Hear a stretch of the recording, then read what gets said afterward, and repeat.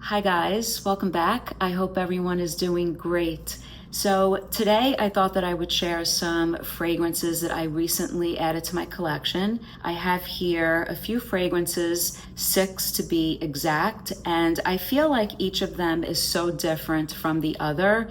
So there's a nice little mix here of scent profiles. And while I still need to get to know some of these fragrances, others I have been using and really enjoying. So I thought that I would talk to you guys about these recent additions. So let's start with one from the house of Jil Sander. Now I spoke about Coffea, which is an Irish coffee fragrance from this house, but this one is Miel. So it's basically a honey fragrance. And I love honey in fragrance, but I don't think that I've actually found a honey focused fragrance that I'm really loving. I liked Bermite Honey from Prin. It was nice, but it was a little bit animalic the more I wore the sample that I had. And then I tried Slow Dive, I think it's called, from the house of Hermes Green. And that one sort of felt a little bit linear and a little boring. So I thought that I would try the Jil Sander honey fragrance. And I'm not sure what I think about this one. The packaging is so unique. It's really quite interesting with this twist off, almost like body part looking cap. It's very strange. But the fragrance itself, while it is a honey fragrance, it is not what I expected. This is not a rich, gooey, or even sweet honey fragrance. It's sort of an aldehydic, airy fragrance. So I don't feel the dense, sort of glistening, syrupy, ambery, brown in color type of feel to the fragrance that I would expect with a honey fragrance. It's more of an aldehydic fragrance, so there's an airy sort of nature to it, which is nice. So I'm not getting sweetness in here, and I'm not getting a syrupy honey. What I do get is a honey that doesn't have too much sweetness, touches of floral nuances from the jasmine in here. And like I said, it's light and airy because it's an aldehydic fragrance. But what is really, really very obvious to me is that this is an animalic honey fragrance. So I did read a bunch of reviews on this, and not everyone is getting that, because I read reviews where people are saying it's gourmand and I guess like a sweet honey fragrance, and I am just not getting that. I am not getting a sweetness. I am getting a like pissy animalic quality to this, very much so. So much so that I was thinking how interesting that a designer house would release something like this. It's really a fragrance that seems very niche. So I'm very, very surprised that they would release something that I would bet is not mass appealing or super likable to most people, unless you like animalic fragrances. Now, I know that honey can definitely have an animalic aspect to it, but I feel like in almost all of the honey fragrances that I've gotten my nose on, even if the animalic quality comes through, I feel like they would pair the honey with other rich notes in the fragrance. This one does not have that, and it doesn't have the sweetness that I would expect comes along with honey. So it's really interesting that the house of Jil Sander released a fragrance like this, and I'm not sure if it's just me interpreting the fragrance as animalic as I'm interpreting it. It is honey, but it's minus the sweetness. It's airy from the aldehydic qualities. It does have nuances that are floral from the jasmine, but it's an animalic honey is what it is, a pissy animalic honey. So I'm not sure what I think about this one. This could be one of those blind buys that was a failing blind buy. So I'm still getting to know the fragrance. I'm not sure how much I would reach for this one. So that is my take on Miel. Let me know if you guys have tried this. So the next one has been on my wish list, and this is from the house of Oriza LeGrand, and this is Chypre Mousse. So this one is nice. This was also a blind buy. I feel like I often don't have the patience to always order a sample and they get expensive. And this one I purchased as a used bottle. There's a little bit missing, but it looks pretty full to me. So this one is nice. I do enjoy this one, and I'm a fan of this house. So I was expecting something a little bit more traditional Chypre-like, and it's not a Chypre fragrance in the traditional sense, or at least in the way that I was expecting this fragrance to be. It's an earthy fragrance, and it's definitely a fragrance that takes me to the outdoors. It takes me into nature, but not in a way like L'Ambre dans l'eau, let's say from Diptyque, or Synthetic Jungle from Frederic Malle. Those are really green fragrances, and I feel like I'm walking through the woods. This one is green, but in a different way. This one, I do get nature. It is transportative, and I do feel like I'm walking through the woods, but it's a different experience. I get green from the galbanum in here. I get something a little bit soily. I get green from the mint as well. The mint to my nose sort of peeks through as well. So it's very earthy, it's green, and there is definitely something a little bit like fungal in here, because I think there's a note of mushroom. I'm not sure exactly what the note is, but it absolutely is a big part of the fragrance, along with these green components. But again, not a dark green like L'Ambre dans l'eau, not like Synthetic Jungle, more like galbanum green, and I'm not really getting too much moss. I get hints of the patchouli as well. I think there's patchouli in here. So it's definitely an interesting fragrance, but like I said, it's not a Chypre fragrance like some of the other Chypres that I have in my collection. This is different. This is a fragrance that I would wear that gives me a sort of mood. There's a mood to this. It's kind of cozy, and it's very natural smelling. There's that earthiness, and there are all these green components in here, and it's almost vegetal.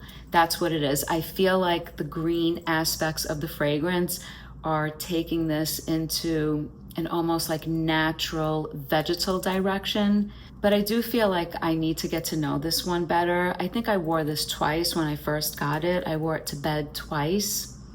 It's nice, it's interesting. I do wonder how much I would reach for this scent profile though. But it is definitely a nice fragrance, and I do understand why it has a lot of fans. So that's Chypre Mousse. So the next one is a patchouli fragrance, and you guys know that I love patchouli fragrances. I have quite a number of patchouli fragrances, but I had to add this one to my collection. This is Le Patchouli Elixir by the House of Reminiscence. So this one is a really popular one in the world of patchouli fragrances, and I can't believe it took me this long to get a bottle of this one. And this is at a great price point. I purchased the 50 ml. I didn't find the need to get the 100 ml. And I think I paid under $80 with tax and everything. So it definitely is worth giving this one a try. And it's a nice one. So I would say that this one, from my early impressions, I only sprayed this twice, including earlier today. I have the dry down on my wrist. I would say that this one is not a thick, syrupy patchouli fragrance. I find this to be dry, and I find it to be darker and less sweet than something like Psychedelique. And it's definitely not as syrupy and intense as patchouli from Profumum Roma, which I adore. This one is definitely drier. And while I do get the earthiness and the soiliness of the patchouli in here, it's not overwhelming, even though this one is a darker, drier fragrance than the two that I just mentioned. So I could see how this one might tend to be maybe a little bit masculine. It's unisex, but just something about the woody components and the dryness makes me feel like maybe it leans just a little bit masculine for me personally. It is a nice one. It's not overwhelming, which I like. It's not too sweet, which I like. It's not too syrupy and thick, which I do like, although I like patchouli from Profumum Roma. So this one does not have ambery aspects. it has woody aspects, and I think that's what keeps this dry in comparison to something like patchouli from Parfumum Roma. So the bottom line is that it's definitely a nice fragrance, but if I'm being honest, just as an early impression of this fragrance, I have a feeling that if I'm going to reach for patchouli, I don't know that I would reach for this one. I feel like I would reach for Patchouli by Parfumum Roma, as well as Patchouli Imperial by the House of Christian Dior. I know it's a discontinued fragrance, and I just posted a short video on that one. I love that one. And I also happen to like the one from Guerlain, and I'm blanking on the name right now. So I like the Dior, I like the Guerlain, and I also like Patchouli by Parfumum Roma, and I enjoy the Javoy as well. So this one I would not reach for as much as the other ones in my collection, but it is a nice one. I'm glad that I did add this to my collection because it is sort of a basic patchouli in the world of patchouli fragrances. So the next one was a fabulous purchase, a blind buy, but I had no choice with this one. So this is, I guess, what you would call a vintage bottle of Annick Goutal's Ambre Fétiche. This is so, so beautiful. This is an excellent amber fragrance. And I purchased a little bottle. I think this is like a 10 ml, and it's not a spray, it's a splash. So I plan on putting this into one of my 10 ml travel size bottles that I have, and I will spray it and enjoy it, and it is magnificent. So this amber is, of course, ambery and resinous and rich, but what is beautiful about this amber, the minute I put it on skin, the leathery components, the leathery texture, magnificent. It's beautiful, really, really nice. I love it. There's incense in here. There are some spices, I think. It's just a beautiful fragrance. There was an opportunity for me to purchase a 100 ml size bottle, a partial. It was missing a little bit, but I was being good, and I decided to spend $60, even though a lot of sellers sell this little one for $100 and above. This seller was selling this one for $60, so I thought that was great. I really love this. I'm very, very impressed. Now, I have some beautiful ambers in my collection, including the latest, the Ambre Pursuit Ultime, beautiful amber, so many others that I absolutely love and adore. But this, with that leathery component, the minute I put it on skin, I was really, really impressed. I am impressed. So that's Ambre Fetiche, and if the seller who was selling that 100 ml size bottle is still selling it, I would definitely go for it. So I'm going to be on the hunt for that. So the next one is Number 1 Intense by Nicolai, and this is an Eau de Parfum concentration. This is the 30 ml 1 ounce bottle, which is just perfect. I love these size bottles from this house. This is a great fragrance. This is a fragrance from the 90s. This is a Chypre style fragrance with a prominent tuberose note. And there is green in here, but the green, even though it's a Chypre style fragrance, it's not mossy to my nose. It's almost like a bitter green that comes along with a green tuberose. It is magnificent. It is reminiscent of fragrances like Mahora by the House of Guerlain. That one is a discontinued fragrance. If you like that sort of 90s shoulder pad, bold type of fragrance, type of scent profile, you should try this one. I know that it's not the most popular scent profile these days, I feel. I'm not sure how this one does, if it's mass appealing, but I think it's magnificent. And I haven't done a side-by-side, but I mentioned Mahora because when I sprayed this as a first impression, that's the fragrance that I thought of. I feel like Mahora, even though there's something almost a little bit tropical or coconutty in there, I feel like this one has that prominent tuberose, the same way that Mohora does. I feel like I get the tuberose in that fragrance, and I get the tuberose in here, even though there are other florals. I think there's even rose in here. I'm not sure what the notes are.